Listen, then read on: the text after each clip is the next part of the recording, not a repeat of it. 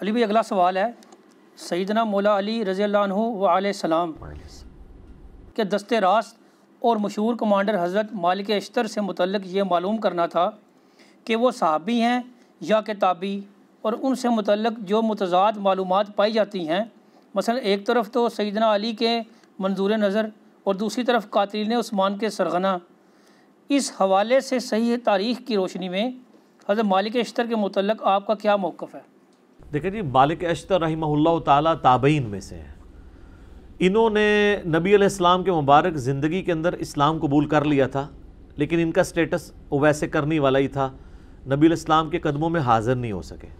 کئی ایک لوگ ہیں جنہوں نے رسول اللہ کی زندگی میں ایمان قبول کیا، لیکن دور دور کے علاقوں میں تھے، ان کو موقع نہیں ملا یا ٹائم شارٹ تھا، وہ پہنچ نہیں سکے۔ سیدنا ویسے کرنی رحمہ اللہ تعالیٰ کے اوپر بھی میرا ایک کلپ ریکارڈڈ ہے ڈیٹیل، ان کے بارے میں تو نبی علیہ السلام نے خود فرما دیا تھا تابعین میں سب سے بہترین شخص ہے اویس، اس کی والدہ کی مصروفیت کی وجہ سے وہ میرے پاس نہیں آ سکا۔ صحیح مسلم میں اوپر تلے 4 احادیث ہیں، میں نے ڈیٹیل لیکچر اس پہ ریکارڈ کروائے۔ تو اس سیدنا اویس کرنی والا سٹیٹس ہی مالک اشتر کا ہے، وہ بھی تابعی ہیں، صحابی نہیں ہیں، اگرچہ کئی صحابہ سے عمر میں وہ بڑے ہیں۔ سیدنا علی اور ان کی عمر میں آلموسٹ سمجھ لیں 10 سال کا فرق ہے، یعنی نبی علیہ السلام کی وفات کے وقت مولا علی کی عمر تھی 34 ایئرز، تو مالک اشتر کی عمر تھی 24 اس وقت۔ باقی یہ کنٹروورشل ہیں، اس میں کوئی شک نہیں ہے۔ سر جتنے بڑے بندے ہیں نا تاریخ میں، وہ ہمیشہ کنٹروورشل رہے ہیں، کیونکہ بڑے بندے جب ہوتے ہیں تو ان کی دشمنیاں اور دوستیاں بھی بڑے لیول کی ہوتی ہیں، تو ان کے حاسدین بھی بڑے لیول کے ہوتے ہیں۔ سب سے بڑی پرسنالٹی ہمارے نبی علیہ السلام کی ہے، تو انسانی تاریخ میں کیا نبی علیہ السلام کنٹروورشل پرسنالٹی نہیں ہے؟ پچھلے 100 سالوں میں 60,000 کتابیں نبی صلی اللہ علیہ وآلہ وسلم کے خلاف لکھی گئی ہیں، 2 سے زیادہ کتابیں روز کی بنتی ہیں، اتنی زیادہ کتابیں کسی شخص کے خلاف نہیں لکھی گئی، اور انہی 100 سالوں کے اندر سب سے زیادہ اسلام تیزی سے پھیلا ہے۔ تو مالک اشتر کی کیا اوقات ہے رسول اللہ کے مقابلے پہ؟ تو اس طرح یہ کنٹروورشل بن جاتی ہیں۔ باقی یہ کہنا کہ وہ قاتلین عثمان میں شامل تھے، بالکل ایسا نہیں ہے۔ قاتلین عثمان کی اگر کسی کے پاس کوئی سی سی ٹی وی کیمرے کی ویڈیو پڑی ہوئی ہے تو ہمیں بتائیں، اس کو پوائنٹ آؤٹ کر دیں ہم۔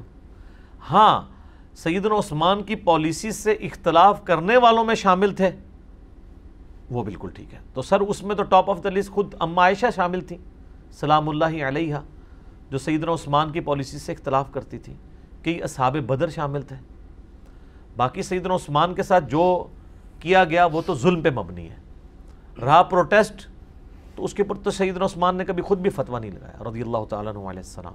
حتیٰ کہ صحیح بخاری میں 695 نمبر حدیث ہے، ایک صحابی کہتے ہیں کہ میں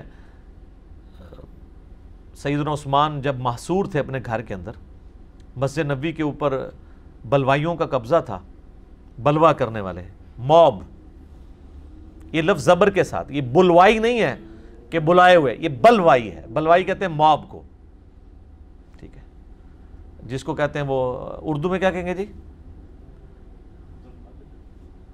دھرنا، پاکستانی دھرنے کا لفظ نہیں کدھر نکلتا، ٹھیک ہے، یہ بلوائی تھے، یعنی احتجاج کرنے والے لوگ، ٹھیک ہے نا، مجمع۔ تو صحیح بخاری 695 نمبر حدیث میں آتا ہے کہ وہ صحابی پوچھتے ہیں کہ امیر المومنین ہمارے امام تو آپ ہیں اور مسجد پہ فتنے کے امام کا قبضہ ہے، ہمیں خدشہ ہے کہ ہم گناہ میں مبتلا نہ ہوں، کیا ہم ان کے پیچھے نماز پڑھ لیں؟ تو سیدنا عثمان نے فرمایا رضی اللہ تعالیٰ عنہ علیہ السلام کہ نماز ہی تو مسلمانوں میں ایک نیکی کا کام ہے، نیکی کاموں میں ان کا ساتھ دو، برائی میں ان سے الگ رہو۔ یہ اس بات کا ثبوت ہے کہ سیدنا عثمان کو یہ پتہ تھا کہ مسجد نبوی پہ جو لوگ امامت کر رہے ہیں وہ منافق نہیں ہیں، وہ کافر نہیں ہیں، وہ یہودی ایجنٹ نہیں ہیں، بلکہ وہ لوگ ہیں جن کو سیدنا عثمان کی پالیسی سے اختلاف ہے، اور وہ اختلاف بھی ان کا حق تھا جو سیدنا عثمان نے ان کو دیا، کیونکہ سیدنا عثمان ملوکیت میں نہیں تھے، خلافت میں تھے۔ لیکن جو انہوں نے ایکٹیویٹی پرفارم کر دی، اس میں خیر کافی سازشی لوگ بھی شامل ہو گئے۔ تو آج کل نہیں سازشوں کا پتہ چلتا، بات کی آپ پرانے زمانے کی کیا بات کریں، تو وہ جو کچھ ہوا وہ تو ہم اس کو کنڈیم کرتے ہیں۔ سیدنا عثمان مظلوماً شہید کیے گئے ہیں، ان کی خلافت خلافت راشدہ ہے۔ چند ایک مس ہینڈلنگس کی وجہ سے کسی کی زندگی کو زیرو سے ملٹیپلائی نہیں کر دیتے. تو اس میں محمد بن ابی بکر بھی شامل ہیں, سیدنا ابو بکر کے بیٹے, مخالفین میں. تو قاتلین کا تو کسی کو نہیں پتا. خود مالک اشتر سے جب پوچھا گیا تو انہوں نے ہمیشہ انکار کیا. آپ اہل سنت کی جتنی بھی تاریخ ہیں وہ اٹھا کے دیکھیں, ان کے بارے میں یہ والے اقوال بھی ملتے ہیں. اگر ان کی مخالفت میں ملتے ہیں تو یہ کہیں نہیں ملتا کہ انہوں نے قتل کیا ہے, ورنہ سیدنا علی رضی اللہ تعالیٰ عنہ کبھی ان کو اپنے قریب نہ رکھتے. ٹھیک ہے, اور آخری وقت تک, موت تک وہ سیدنا علی کے ساتھیوں میں شامل رہے ہیں.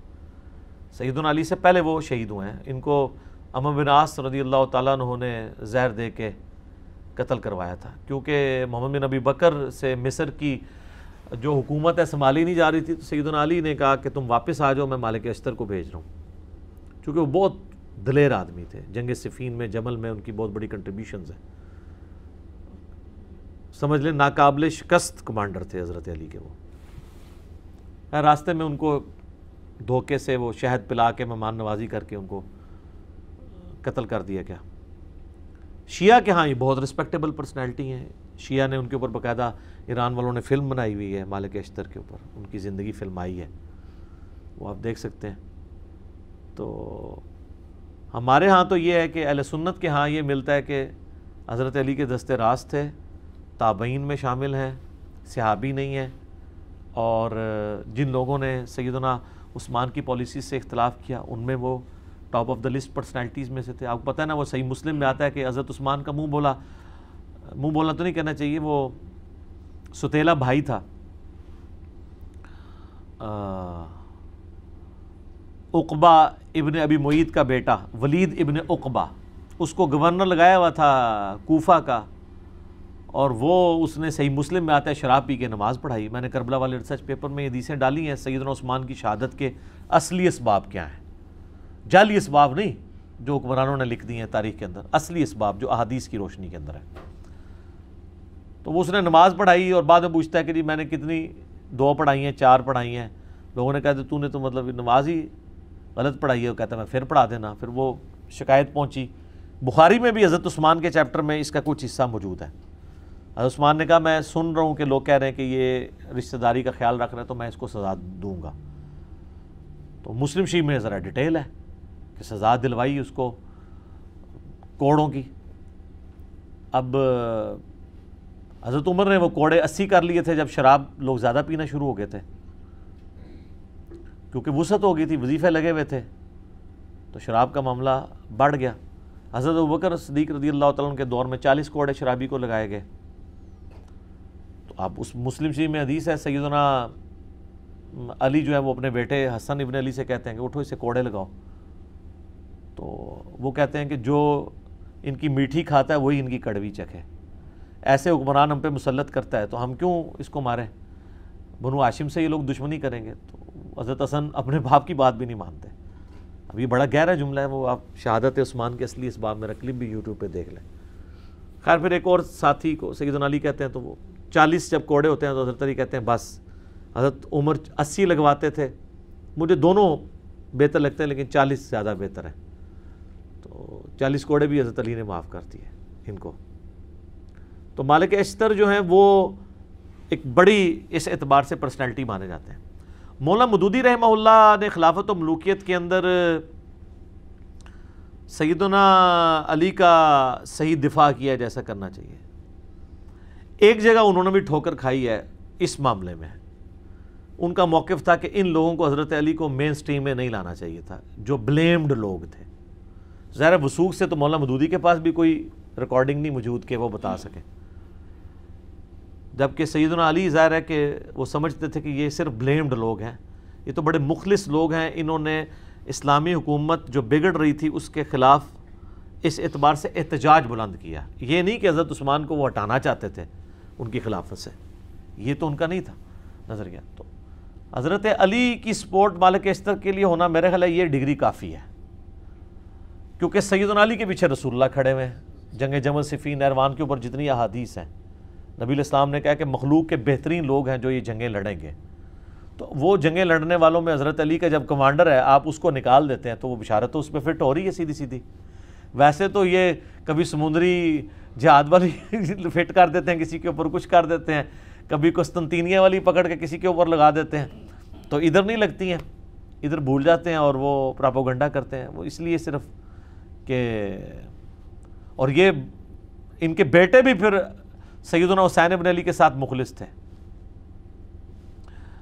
مختار ثقفی نے جب قاتلین حسین سے بدلہ لیا ہے تو اس وقت ان کے ساتھ دست راست ان کا بیٹا تھا ابراہیم ابن مالک اشتر، وہ بھی ان کے ساتھ تھے۔ یہ یعنی نخی قبیلہ جو ہے وہ بڑا جاندار قبیلہ تھا، جنگجو لوگ تھے۔ اور ابراہیم نخی جو ہے وہ تابعی، ان کی عمر 46 ایئرز ہوئی ہے ٹوٹل، 50 ہجری میں پیدا ہوئے ہیں، 96 ہجری میں فوت ہو گئے، بخاری مسلم کے راوی ہیں، امام حنیفہ کے دادا استادوں میں شامل ہیں۔